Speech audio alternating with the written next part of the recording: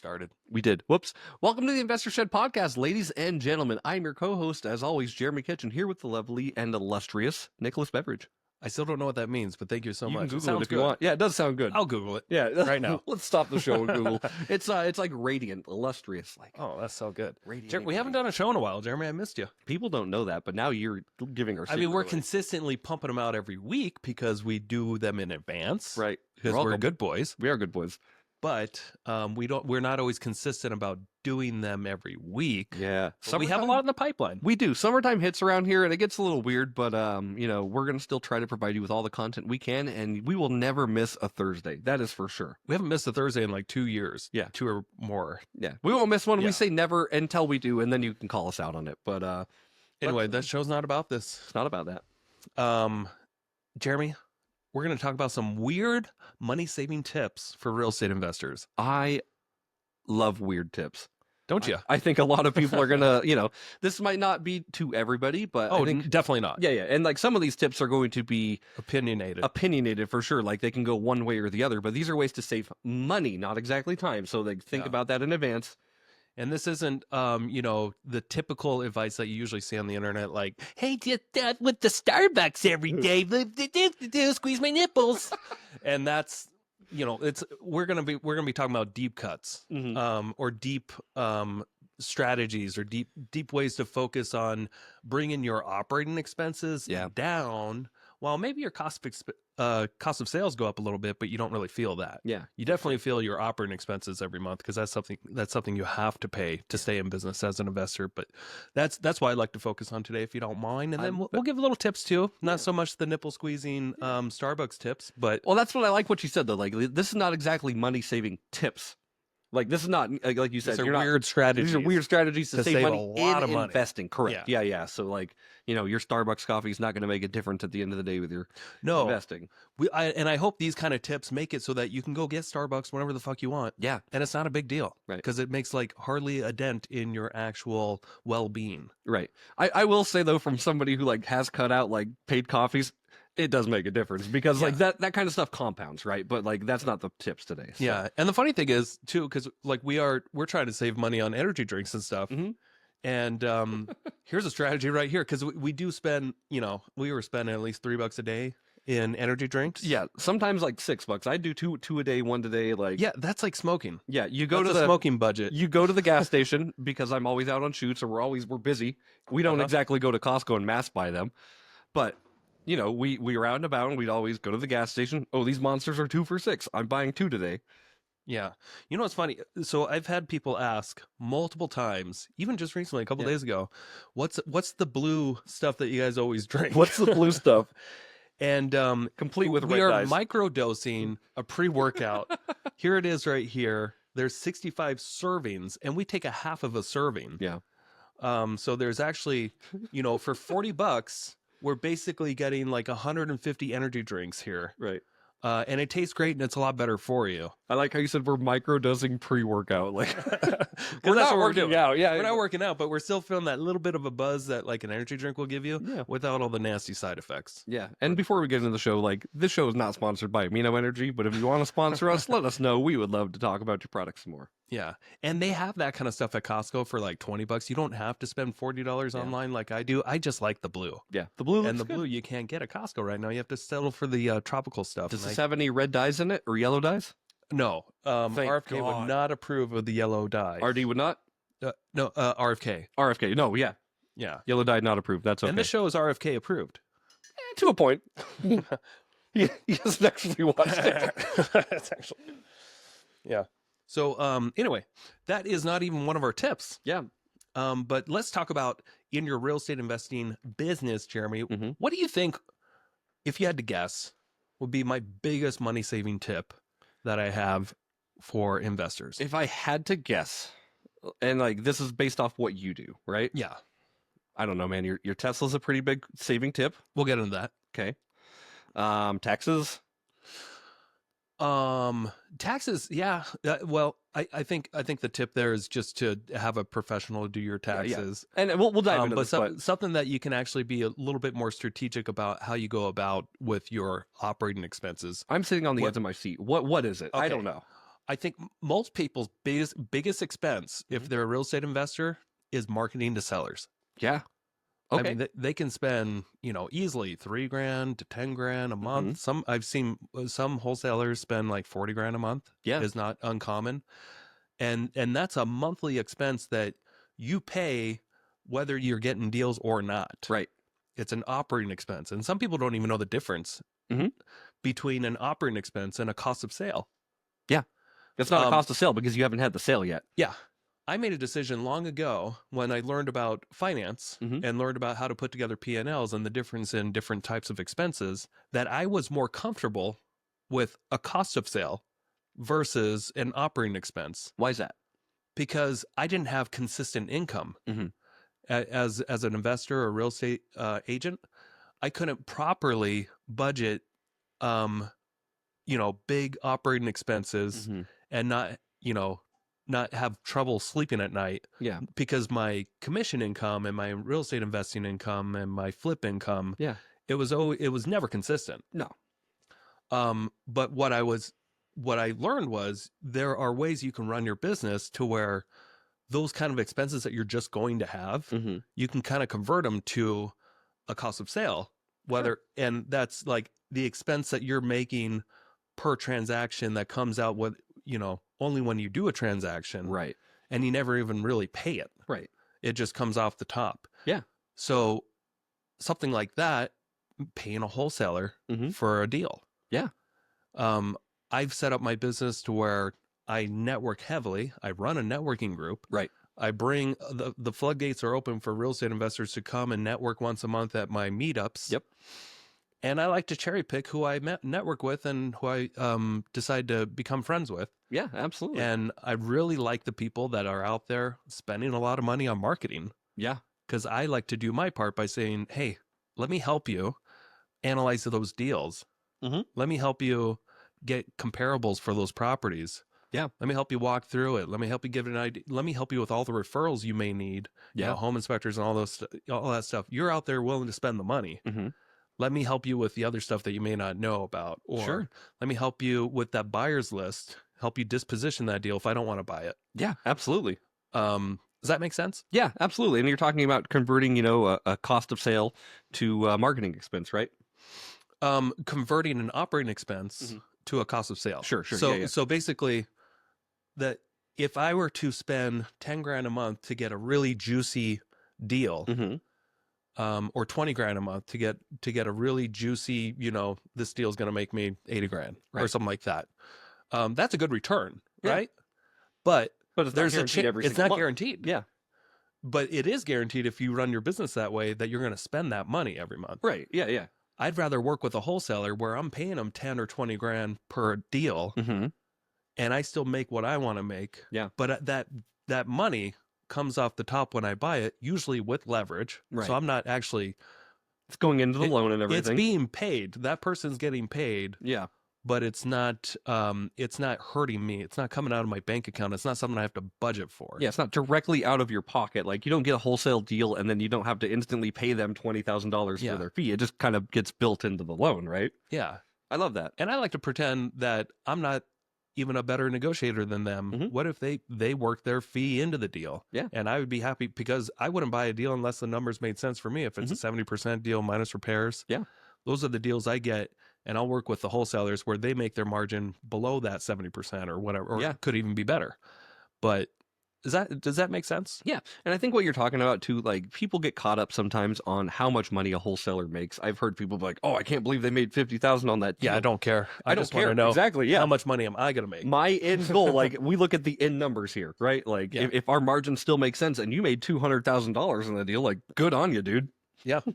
And some people just want to have more control. Yeah. And that's totally fine. I'm just giving my opinion on how I run my business and how I'm able to sleep better at night, having a very low, relatively for the business I run. Yeah. Pretty low expenses. Sure. And like, I want to say, like, this is very situational, what you're talking about. Like, this is somebody who's an end buyer who's ready to buy deals. Wholesalers, there's really no way around marketing fees.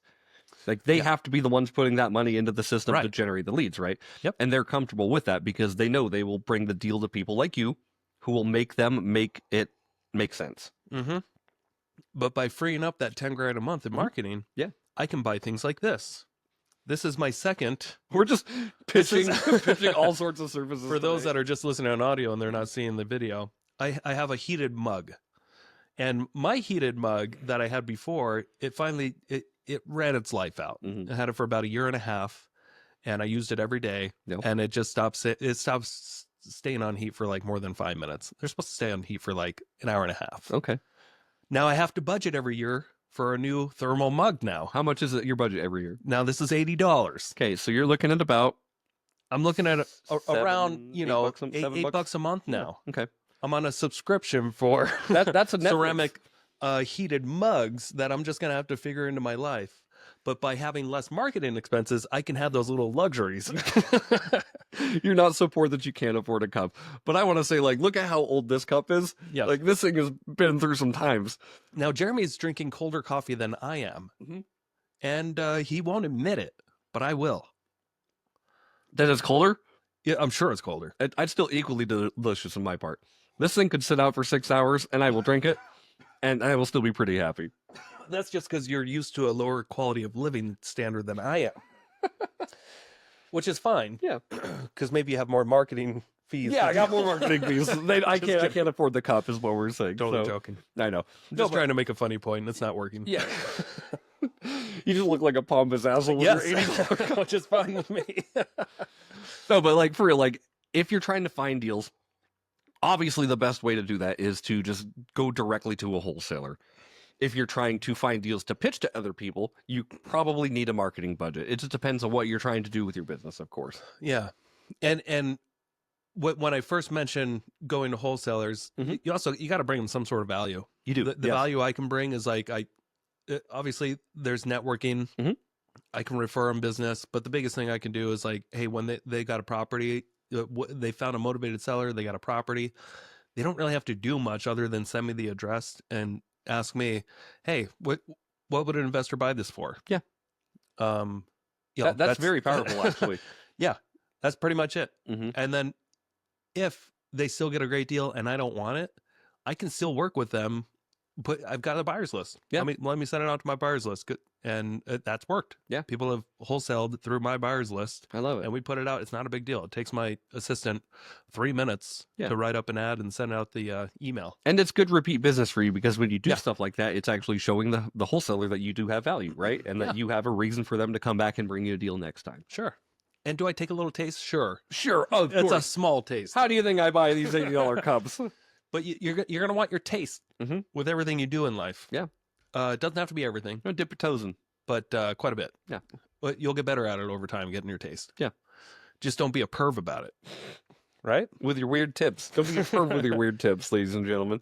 Do you want to go next, or do you with your Yeah, money I saving mean, tip? the things I was going to talk about, obviously Nick's talking about going direct to wholesaler.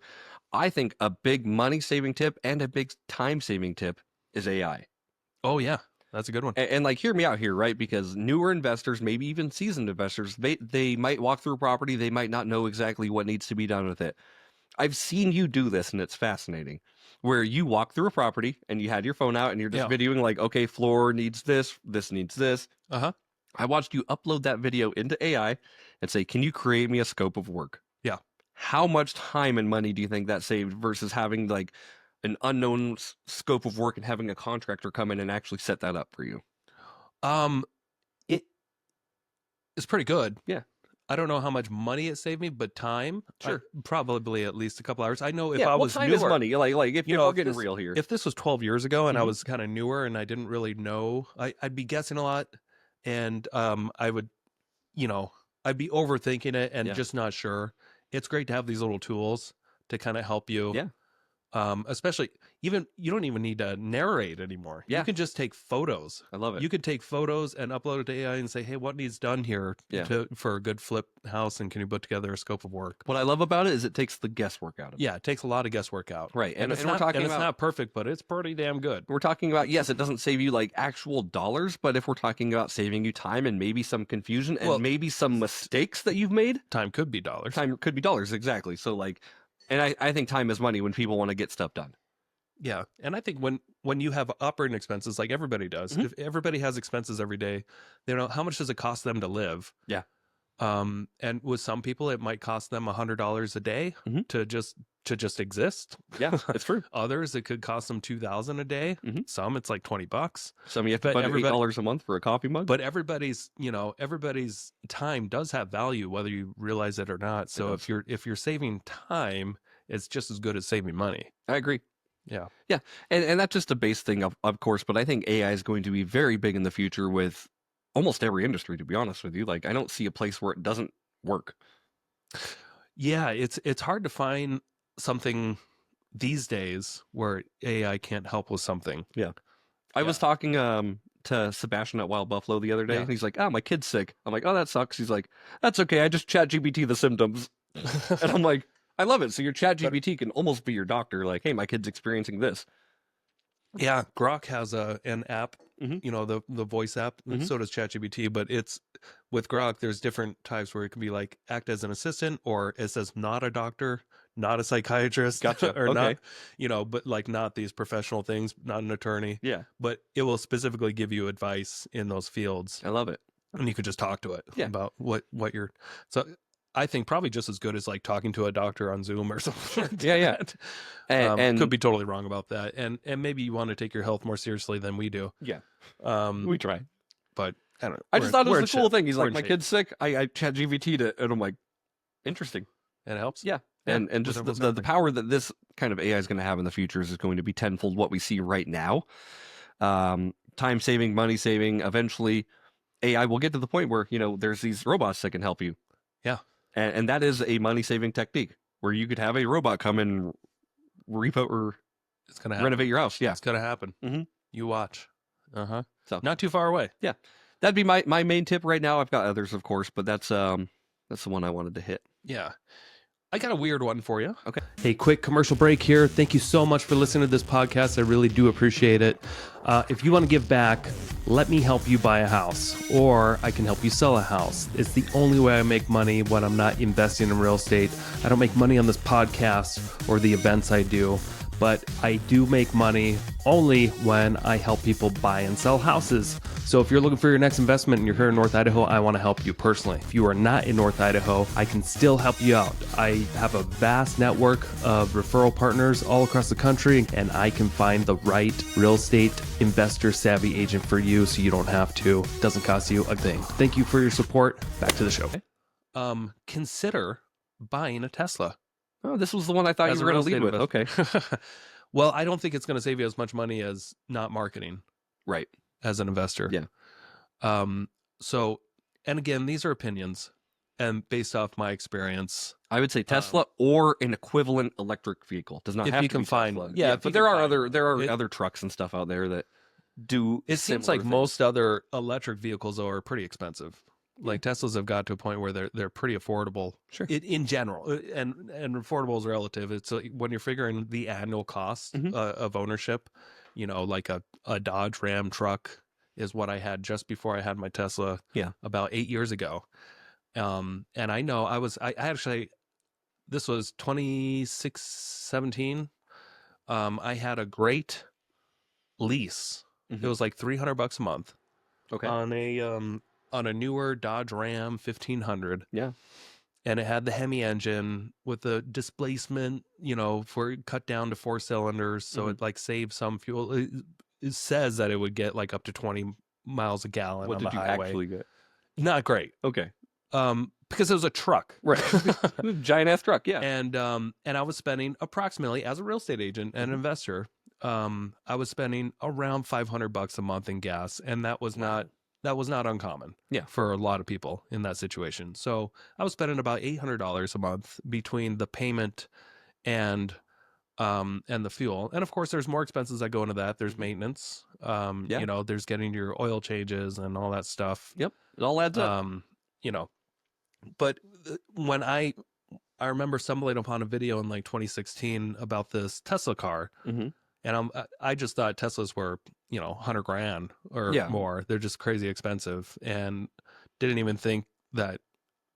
I just remember seeing this video of them like unveiling this Model 3, and it's going to be $39,000. Yep. And it can pretty much do anything that the other car can do. Yep. Still going to be fast, still going to be cool. You can still go around the country and use their superchargers. And I was just thinking to myself, I'm like, holy crap, this could actually save a decent amount of money. I didn't know how much. Right. I just took the risk. I'm like, I'm gonna put my order in. Did you know about the tax credits or anything when you bought it? No. No. Okay. So I found out about that later, and it took a couple of years for it to actually, for me to get it. I think I got it in late 2018. Yeah. And I just remember my first, couple of months, I was expecting my power bill to be crazy high Because you're charging your car all the time. because I was charging my car all the time, and I was still, going, putting about 20,000 plus miles a year. Yeah. But I remember the first couple of months just really watching my bill. And it did go up by about $30 a month. Okay. And then I looked at it like a year later, and it's still pretty consistent. It was around $30 more a month To charge your car. to charge my car. Yeah. Is there a way you can tell from how much it costs Yeah. by plugging into your car and it tells you like what exactly power usage? Oh yeah. You can get a lot more specific and figure out the kilowatts per hour and all that stuff. But I was just like, holy crap. Okay, so and I financed the whole thing at the time. Yeah. It was a $50,000 car because I had to get the all-wheel drive. I had to get the all-wheel drive, yeah. And the long range. Mm-hmm. I can go up to like 300 miles per trip Pretty good. if needed. So I never really had an issue with range anxiety or anything like that. Right. And it became a really fun car to drive. Mm-hmm. But here's why I thought it was also kind of a cool money-saving tip. It's not just that my bills went way down. Now, all of a sudden, I had an $800 payment. Right. And an extra $30 a month. So it was probably about $30 more a month than the Dodge Ram I was driving. Right, because you had your payment for the truck and your payment for the gas. So $300 a month. Yeah, for the car for the and the gas. gas. Got it. Okay. The truck and the gas. Yep. Okay. So I was spending about the same with the car. But I noticed all of a sudden, I started converting more. I started getting more business.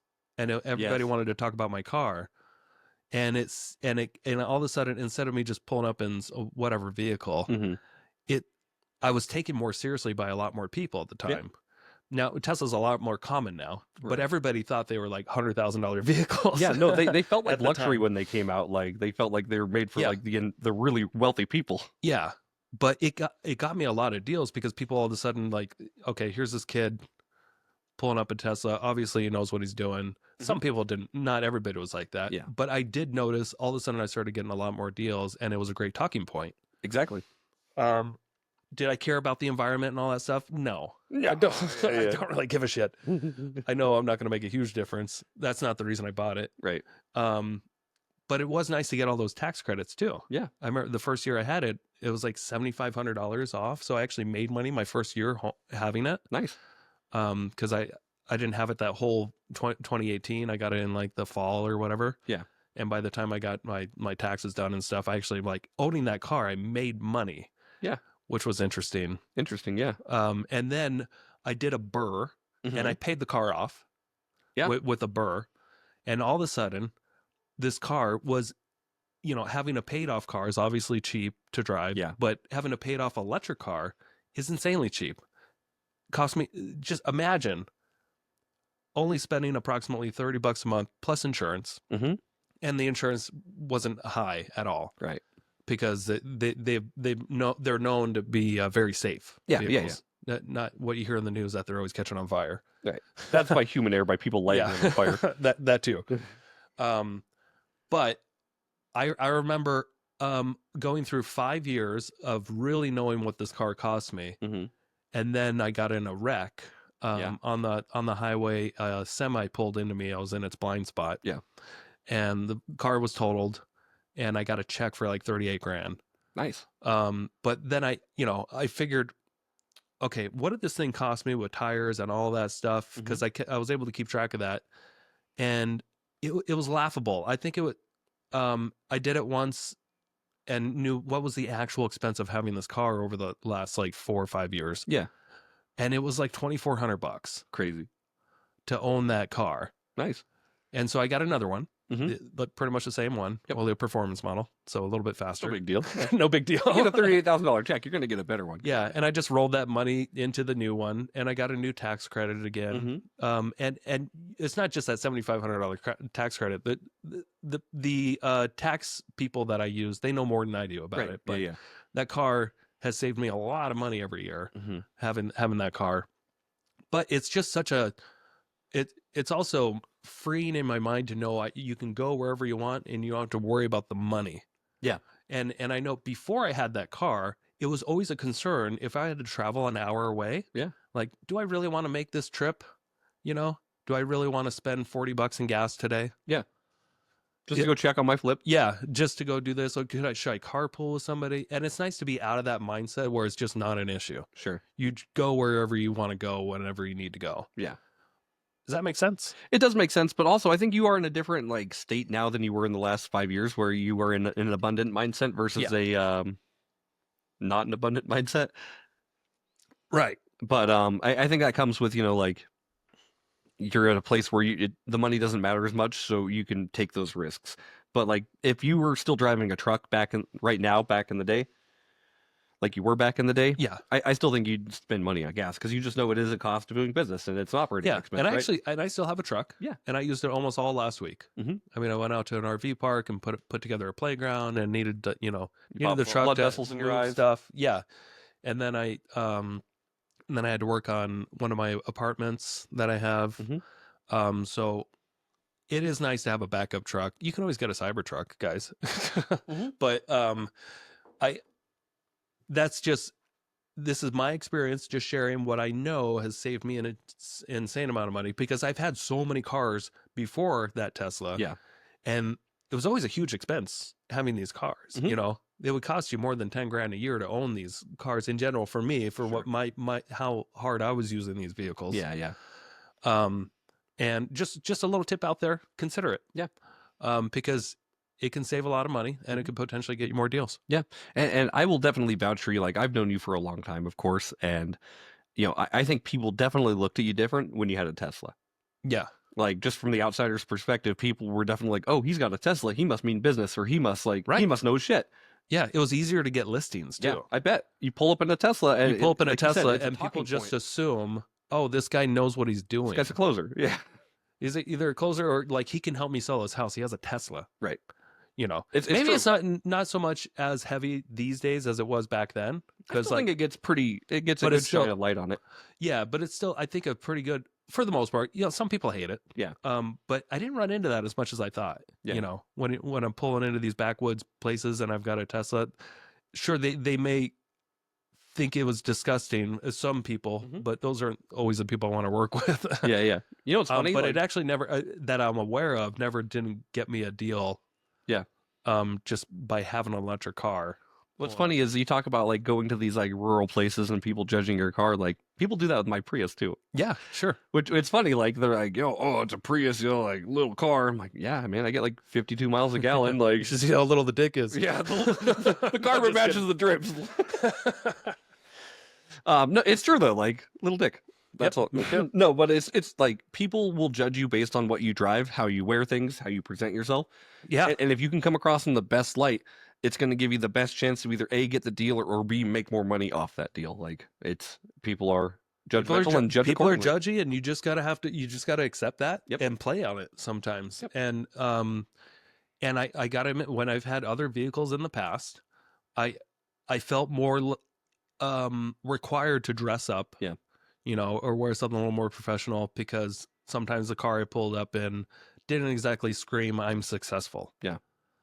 And this might sound pompous or weird, but like, when you pull up in a Tesla, you can show up in jeans and a t-shirt for the most part and get most people's business, because they know, oh, this guy, normal guy, he's pulling up in a blazer or whatever. Yeah. Like, he obviously knows what he's doing, because you kind of have to have some money. You don't really. Yeah. A lot of people, but the perception is you got to have a lot of money to buy a Tesla. Yeah. You don't. You can just finance it, and it actually could save you money compared to what you're driving. Yeah, I agree. Anyway, that's enough about the Tesla. Okay. I do think it's a good tip. It may not be for you, like we said, but if you find your image isn't getting you any business, maybe change a couple things about your image. Yeah. Oh, quick break. You want to talk about our mastermind? Oh yeah. Hey y'all. So most of you have tuned out now because we're over, 20 minutes.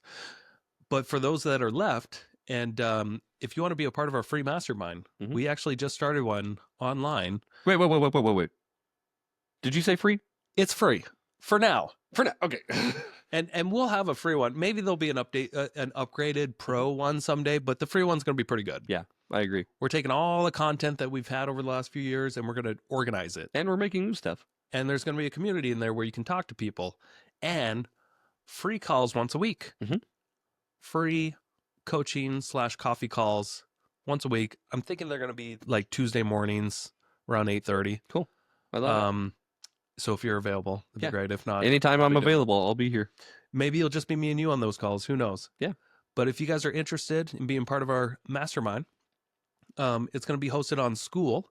So that's the SKOOL.com website. School.com/Investor Shed. Investor Shed. Yep, not the Investor Shed. We'll drop a link, obviously, in the show notes, but school.com, SKOOL.com/Investor Shed to join our free mastermind community. Yes. Free for now. Free for now, with an asterisk there. I mean, there should always be a free version, I think, just like Bigger Pockets. Yeah. But let us know what you guys think of it. Yeah.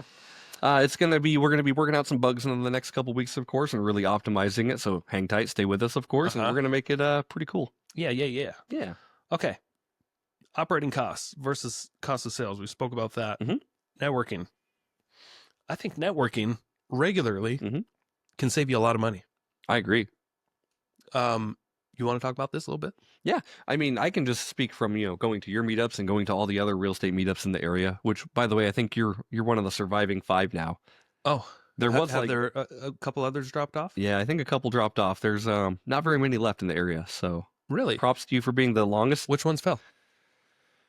Craig Lops. Oh, did he? Yeah, okay. He stopped doing it. Kelly Clark is still doing hers. Kelly's doing hers. Yvette is 50-50. She's a little injured right now, unfortunately, so she's recovering from surgery. But Kelly, you and Tyler and Caitlin. Tyler, Caitlin doing theirs. Yep. And then I think that's Kelly, Yvette, Tyler, Caitlin, and Nick. I think that's about it. I could be wrong. Anyway, in our area alone, there's at least 4 real estate investor meetups. A lot of them you're going to see the same kind of people attend here and there, but that's good because that's building a community with people who are like-minded and trying to get deals done together. Yeah. And you might be thinking, wait, how can money save, or how can networking save me money? Oh, well, did you ever hear that your network is your net worth? Never in my life have I heard that. You've never heard that? It is true. It is. If you go to these regularly, I mean, it's all about building out your network and communicating with these people and getting business cards, and just knowing that you got a guy for almost everything can save you a lot of money, because then when you do need a guy, you usually pay a premium. Unless you already know a guy that can maybe do it for less. Yeah. And this is one of the tips that RD mentioned this when we were running this morning. He said, you're really good at saving a lot of money on construction by finding the people that are up and coming and working with them. Yeah. Instead of like well-established electricians or HVAC people or like plumbers and those kind of people. Yeah. I do. And this could be a great money-saving tip too if you're flipping houses. I like to work with people that are they just branched off. They went from being an employee to working at a big company or something like that, to they're out on their own. Yeah. They obviously know what they're doing, they're licensed. Yep. But maybe they're just starting this in their first year and they're not quite charging $300 an hour yet. Yeah. Does that make sense? Yeah. And I think you're helping other people when you do that. Like you said, people that have branched off, and this goes along with your network, right? Like you help them, they help you. Scratch your back, you scratch mine type of deal. Yeah. Just make sure that you're doing your due diligence, of course, whenever you're trying to find any kind of contractors. Course. Yeah. So make much sure due diligence needed. Yeah. Like, don't just pick the cheapest person to save you money. Like, find a good balance of like, okay, this guy knows what he's doing. He's licensed, he's insured, he's bonded, whatever that means. You know what I mean? And find somebody who you vibe with at the same time. Yeah, exactly. And these kind of networking groups can be a great place to go, where these people are, they're kind of newer entrepreneurs. or they're just getting back into it and they really just need to kind of build up consistent work. Yeah. What you don't want to find are like the people that are just always available to work, that are super cheap, that may just screw up your job and make things more expensive. Yeah. Because I've gone both ways. I've tried to be as cheap as possible, hire the cheapest people, and you get really cheap results, and then it ends up being more expensive. Yep. But try to work with great people that are up and coming. Maybe they're just like a year, 6 months to a year into their trade. Yeah. And they're typically going to, not always, but what I found is that they're typically very fair with their pricing, Right. until eventually they don't need to be anymore, and they're too busy and they can charge whatever they want. Yeah. But at that time, you might even have a relationship built up with them where they grandfather you into pricing. I've seen that too. Right. Oh, totally. Yeah. Yes. I do get better deals from those kind of people, but sometimes they just get too expensive. You just keep networking and you keep meeting new people. Right. That are in the trades, specifically if we're talking about, flipping houses or something like that. Like, it's okay. You don't have to stay loyal to somebody who's going to just, price whatever they want. Yeah. Just doesn't fit your needs anymore. because if you've used them before. Right. Having a big network is about, having choices and options. And networking groups are a great place to accomplish all this, of course, but like there's easier ways to do it too. Like you can just go on Facebook and say, hey, does anybody know a good plumber in the area? And everyone's going to plop out their favorite plumber. And then you find one where there's like, oh, this guy's been mentioned 7 times, right? Maybe I'll call him. Yeah. But the weird tip is try to find somebody that's like less than a year in. Yeah. That's also, does good quality work. Right. Make sure you that can maybe come with a referral or two. Yeah. Yeah. That's a good money saving tip. And again, like a lot of these times people, so like money saving tip to kind of go into that. I don't know if we're going to talk about partnering with your contractors, but this could be a good segue with that. Oh yeah. Okay. So here we are. Like before we get to that, like a good way to do this, if they're just up and coming, you could even offer them a piece of the pie rather than pay them for the property or pay them for the work. For their labor. Yeah. I've been doing this. Or pay them out of closing or Yeah, you could do both ways. You can say, hey, I'm flipping this house. Do you mind getting paid when it sells? Some contractors that aren't hurt, they're not like hurting for money. Yeah. They may be fine with that. I do it all the time in my business now. Oh, do you? Yeah. Yeah. Pay when it closes? Yep. Pay when it cancels or closes. Oh, nice. Yeah. Yeah, we started that and like nobody took advantage of it. Nobody took advantage of it. I only do it with Sam's clients now. Because she can actually make sure that I'm paid on the back end, right? So I'm not like leaving it up to like the broker at EXP, or I'm not leaving it up to the broker at Keller. I'm saying like Sam will make sure I'm paid. That way it becomes a cost of sale to them unless they cancel the listing. Exactly. Instead of just an operating expense. Correct. That's pretty cool. Yep. So right now I've probably got about almost $5,000 of invoices out. Yeah. And it's like, I'll get paid when I get paid. I'm not worried about that money. Like the business has grown enough where I don't need to worry about that. That's great. And when it just comes in, I'm like, oh, cool. I got an extra $500 check today. Great. I'll just get in some checks. I'll pay that. Yeah. That's a great idea. Yeah. Yeah. No, not a lot of people utilize it though. Like you're saying though, like some do you charge a premium for it? I don't. Okay. Doesn't charge you a dime. That's nice. I think didn't we charge a premium, but also we $50. It was like $50, but we had a clause in there where if your listing cancels, you don't have to pay us. Yeah. And that was I don't know how successful it was. We didn't have many people do it. Yeah, there were a couple people, but then it became a problem because I didn't know how to chase this money down. Yeah. You just forget about it. Yeah, everybody forgets about it. But now I made it really easy, where it's like the only unpaid invoices in my view shoot are the ones that have delay pay. So anyway, that's just a tip for other people out there, right? You can pay your contractors out of closing if they want to, or you can say, hey, if I gave you 50% now, can we do 50% out of closing? Like you can work that into the deal for sure. For sure. Here's a great, so before we get into the partner and the contractor, let's just talk about like using in big box stores to get your materials. If you're newer at fixing flipping houses, you may not have the systems built up yet to where like you kind of have a regular routine to get your materials.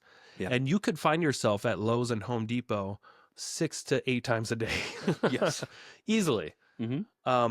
But you may want to consider getting a pro account. I have a Lowe's pro account. It's great because like on the weekends, anytime we have little weekend projects, I have points that I can use, and it's always like free. Yeah. Like we get whatever we want for free on the weekends, pretty much, because our business acquires points over time. Yeah.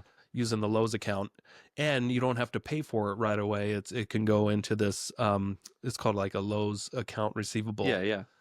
And also it just saves a lot of time and money by like I can have my contractor deal directly with the the manager of the pro desk Yeah. when it comes to materials, and then they'll discount those materials about at least 10% or more Cool.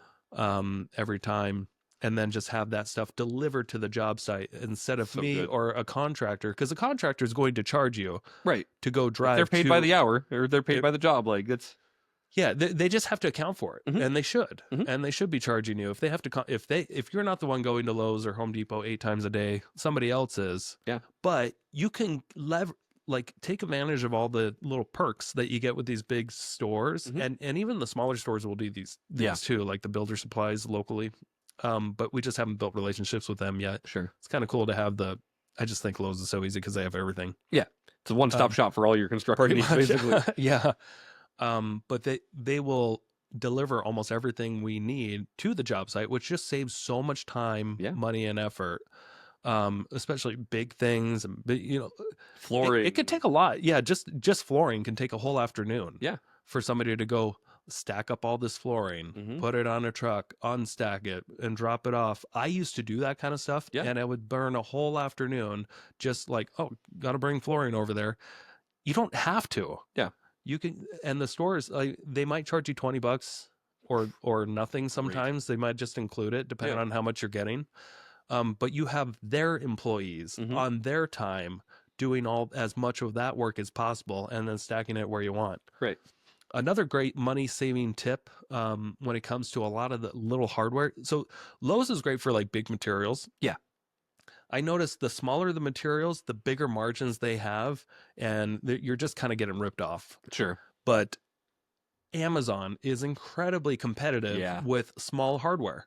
So when it comes to things like screws, door hinges, doorknobs, Yeah. light fixtures, those can lights Yep. that may cost you $30 in the store, like $5 on Amazon. Yeah. And you can buy a big bulk thing of them and, check all the reviews to make sure that they're good. Like, you can save an insane amount of not just money, but also time. Yeah. Ordering off Amazon and having things delivered directly to the door. I love it. And with Amazon too, like a lot of this stuff is like the next day you'll Right. get it. Yeah. Next day shipping. Like It's it really used to be a great. 2-day thing. Now almost everything's like the next day you'll be Mhm. at the doorstep for that contractor.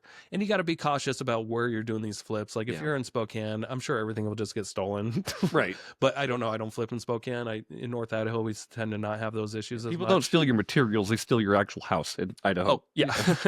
Yeah. Yeah, we'll talk about that later. Yeah. Stole a shop. Yep. Someone stole our shop. Yeah. That was not good. Anyway, like you said though, like I think that's a really good tip, Nick. Honestly, like Amazon for the little stuff. Yeah. Big stores for the big stuff. Yeah. And especially I like and try to limit going to the store, because it's so tempting to I'll just go there and pick something out. Right. When you can pick out stuff online real easy. Yeah. That like they do spend an incredible amount of time and effort to make things convenient for you online. Yeah. So take Absolutely. advantage of it. Yeah. And especially if like if you're a seasoned flipper, or if you've done this, enough times where you can just look at hardware or doorknobs and be like, those will work exactly. Those are what I need. Yeah. Right. I don't need to go like to Lowe's and touch the door handle in person. I know that this set is a good set and it will work just fine. Yeah. And with that though, like some of these doorknobs, they can be as little as like $2 or $3 Yeah. online and look just as good as the $10 to $20 ones at Lowe's. That's huge savings. And your manager is probably not going to discount them that far. Right. But like what you're competing with the world on Amazon Mhm. with this kind of stuff. And it does add up. Like, but it's mostly it's all about time and money. Yeah. But I've just noticed, it's so much easier. With your Lowe's Pro account or your accounts receivable, does that whole thing have to be paid every 30 days? Yeah, sometimes Yeah. 30, sometimes longer. Yeah. It depends on what it is. Sometimes Sure. they'll give you like 3 months to pay some bills. Gotcha. But it's just highly convenient because you don't have to whip out a card every time. Right. And they just need to know your phone number and if you're authorized to use it. Yeah. And then if they really know you, like we're like one of the top clients at Lowe's. We're like always in the top 5. That's what they always say to everyone, by the way. we were the top one for a little bit. We were in 2021, I think. Mhm. We're the Lowe's in Coeur d'Alene. We were the top contractor. Is that what they said? Yeah. Did they show you the We paper? were spending the most money out of They everybody. showed you the paper. Yeah.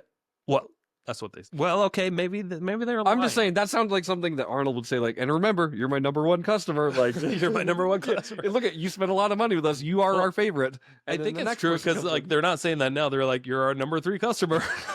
But they're just trying to drive you up a little bit. Like, hey, Maybe, you're not like, number hey, one anymore. Spend some more money with us. You know just what spent I mean? another couple $100,000 Yeah. this year to get back up to that titanium. You're not our favorite. We still like you, but like, no longer favorites. Yeah. Cool. No, that's a really good money saving technique. I like that. And then when it comes to these flips too, you can consider joint venturing with your contractor. Yeah. That can save you a lot of time and money, Mhm. especially if you're dealing with a contractor that just loves the idea of flipping homes and getting paid a piece of the action. We've got a guy that we love that loves doing that. Sean. Yeah. Well, Dennis too. Oh, Dennis too. Yeah. Yeah. You know, it's not always about getting, you know, if you're partnered with the right people, they don't need to get paid every day. Right. They just want a piece of the you know, the piece of the winnings at the casino, Mhm. which is what some of these flips are. Yeah. And what's appropriate to pay them is completely up to you and your contractor. Right. You guys will figure that out. Most of ours have been 50-50. Mhm. But you know, if you're flipping houses, 50% might seem like a hell of a lot of money, and it can be. Mhm. It depends on how big your profit is projected to be. Yeah. But just know that when you're fixing and flipping houses, like the majority of the work is done by that contractor. Right. They're going That has to be there all the time. making sure it's done. They're Yes. definitely putting in the most hours. Yeah. By far. The general contractor, whoever's like not necessarily doing every little thing in that house, but managing every little thing in that house. Yeah. Making sure every little piece is done, all the phone calls, all the materials being brought, everything's done correctly. And then they're usually there pitching in a lot too. Yeah. But it is quite a bit of work, and sometimes it's worth half of it. Yeah. Which may Knowing that you don't have to do all that hard stuff or hire it out to somebody else, like this person can just get it done, and you trust them to do so. It absolutely worth 50% in my mind, but depends on the deal, of course. So depends on the deal. Yeah. Yep. But what I love about that, honestly, is like you said, is that no longer becomes a cost of business. Yeah, an operating expense. It does not become an operating expense; it's a cost of sale, right? Yeah. Yeah. Yeah. So if you're using credit lines Mhm. and like, you know, like if you have a Lowe's accounts receivable and like the bill's not due for like 3 months Yeah. or something like that, and then you can be late a little bit too, and it's not a big deal Yeah. because it doesn't go against your credit. Right. Maybe pay a little extra interest fees if it goes past a certain amount. Sure. And you're using credit cards, and then you got a JV partner, Mhm. contractor, and then you've got like a hard money loan. You know, you're pretty leveraged up, but you're actually not spending a whole lot of your own money. Yeah. Every week or Everything every just month. kind of comes out Like, the there's top still- when it's done. A lot of it does. I Yeah. mean, there's still going to be utilities and all that stuff. course. Fix and flips are still expensive no matter what, but if you can limit it as much as you can everywhere, Yep. As much as you can, I found a better way Yeah. to do flips than unless you just have a lot of cash sitting around. Right. If you And have then a I lot like of to cash. take a lot of my cash and I like to invest in other things. Right. Yeah. But no, it's a good way to make sure people are paid, make sure they're respected for their time.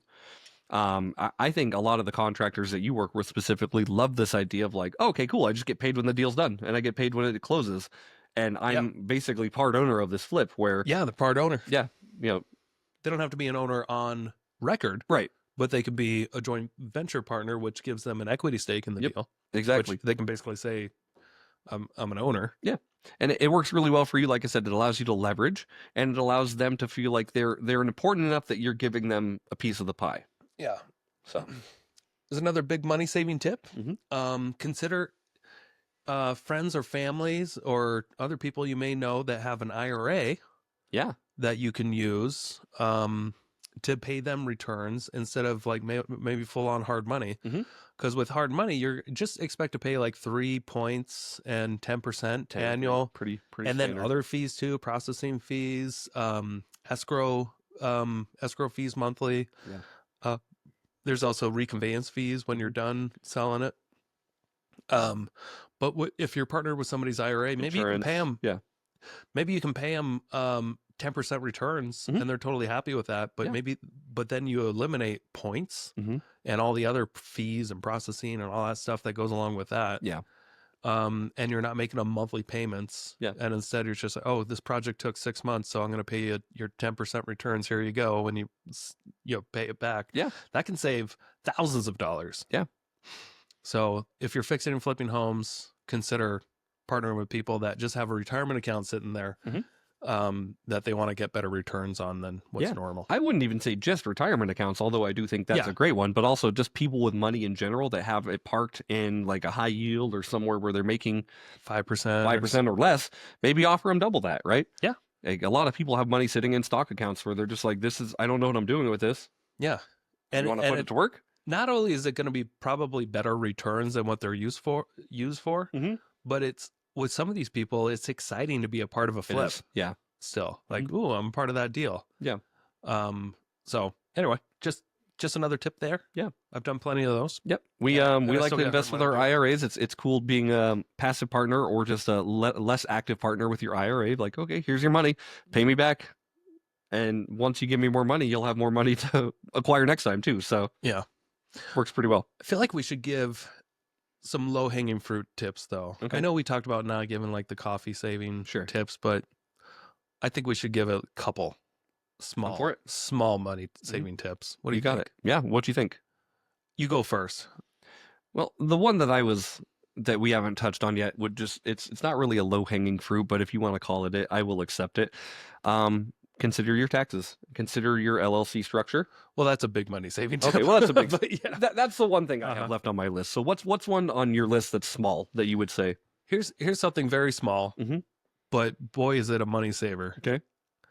Okay, if you get carpet installed, Mhm. after the carpet's installed, you usually get a lot of leftover carpets. Yeah. I like to take a fresh Okay, I know razor where you're going. blade, Yep. and I like to cut these into doormat size little, because you can usually get, depending on how much carpet you can get like 8 of these, and you can make your own carpet mats. Yeah. And then it's great because usually at that stage, the house is still people are in and out doing touch-ups Mhm. and making a mess. And if you're in North Idaho, there could be mud everywhere. Yep. But Pretty common. at that point in the transaction, I like to have a lot of these carpet mats Mhm. inside the house and outside the house. That way people can, they feel obligated to wipe their shoes off before they go in and cause a mess of your new LVP Yeah. and potentially carpet. And it cuts down on the mess. Cool. And you don't have to go spend a fortune, like $10 on floor mats because you had all this leftover carpet that was free. Yeah. Does that make sense? That makes sense. Yeah. Okay. I do that a lot. Okay. And boy, do I feel good every time I'm saving $10. Yeah. It's a good time. And this isn't a money saving tip, but if we're going really low hanging fruit, like you got your construction team, right? What if you bought them lunch like once a week and you just, it's not a money saving tip, but I think it helps increase production at the end of the day. Does help with morale. Yeah. Yes. And I brought pizza to the job site. You can go to Costco and get $10. You can get a very large pizza. That $10 you saved on your carpet just bought you pizza. Exactly. Double Don't get 2 of dipping. those. Double dipping, my friends. You don't get 2 of those and say, here you go, guys. And it's a Friday or whatever. Yeah. And then Mondays or Tuesdays, I typically would like to go drop off if it's hot. Mhm. A big cooler full of like those Powerades and stuff. Oh, yeah. And some energy drinks. And, Mhm. might spend like $30 in drinks. Yeah. And just have a cooler that might last them the week. Sure. Who knows? But just so that they can stay hydrated and energized. Yeah. And of course a rack of water too, because with contractors, it is, I think probably the hardest thing for them is to stay well hydrated. Yeah. And well fed. Yeah. Because when they get into, not everybody, some people Mhm. love their breaks. Yeah. That's true. But some people just when you're working with your body, Mm-hmm. you don't take care of it as much as you'd like to. It's pretty true. You might have stuff in your truck that you don't even go grab. That's been my experience. Yeah. But if there's a cooler there and you could just grab whatever, it's a fun little perk. It is. And you might be wondering, hey, I thought this was money saving tips. Mhm. Yes, you get more production. Yeah. Out of someone who's well hydrated. Get and your well production focused. per hour definitely up, which makes you save more It's money. a small investment of $30 in drinks for the week. Mhm. that can make a difference in morale and production. And since tax saving is a big tip, that is a business write-off. Sure is. That's going to save you $6. It could, Uh-huh. depending on your tax bracket. We are not tax professionals, but Yeah. that is a tax deduction. Sure it is. That's a business expense. I have a lot of other cool money saving tips, but we're done with this episode. Okay. It's been long enough. The one thing I did want to say, I know we're at 54 minutes, tax saving, since we're kind of right there, like, make sure you're just looking at what you can save and what you can deduct, and make sure you're actually, because what we're saying, those Powerades are definitely a business expense. Yeah. And like little stuff like that, if you turn in all your receipts, like, it does compound, of course, and it makes a massive tax break at the end of the year if you're set up correctly with your entity and if you're actually tracking this stuff. Yeah. And when it comes to taxes, I'm going to be a little bit gray area here and a little bit more opinionated based off experience.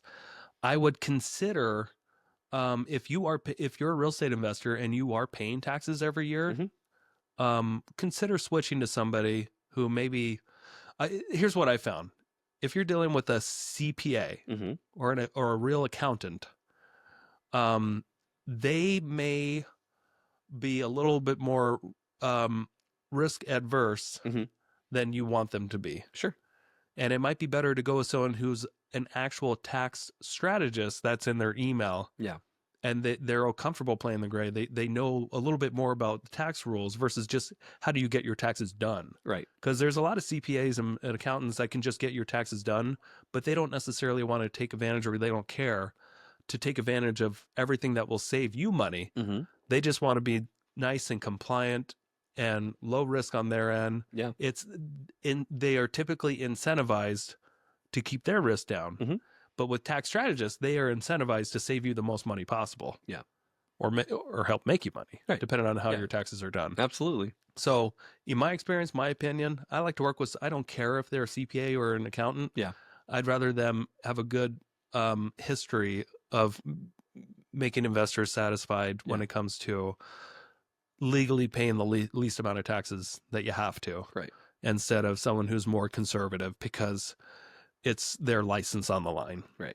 Does that make sense? Yeah, absolutely. And again, this kind of goes back to doing your own due diligence. Make sure you find somebody that plays in the gray exactly how you want them to, or within the guidelines that they're professionally able to. Yeah, and everybody has their own risk tolerance. Yeah, and we're not talking about committing tax fraud here. We're talking about using the things that are actually... We're talking about using the tax code, the tools to your that advantage. are provided for us, and just playing the game. That's all it is.